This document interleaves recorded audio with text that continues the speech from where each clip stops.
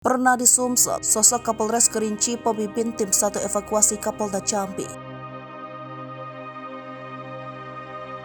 AKBP Patria Yuda Rahardian, SIK, memimpin proses evakuasi Kapolda Jambi, Irjen Pol Rusdi Hartono. AKBP Patria ternyata belum lama tinggal di Kabupaten Kerinci sebelum menjabat sebagai Kapolres Kerinci yang sebelumnya tugas di Sumatera Selatan. Tepatnya ketika menjabat sebagai Kapolres 4 Lawang, ia lalu dimutasi menjadi Kapolres Kerinci pada tahun 2021.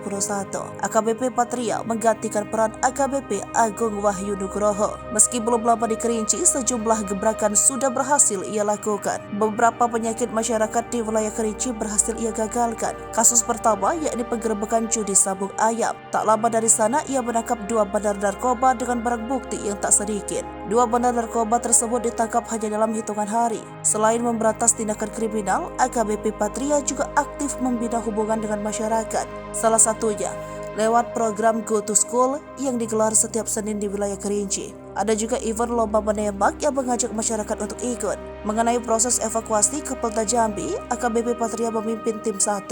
Dalam satu tim terdiri dari 60 personil gabungan dari Polri, TNI hingga Brimob. Total ada 3 tim yang dilibatkan dan bergerak sesuai waktu yang sudah ditentukan.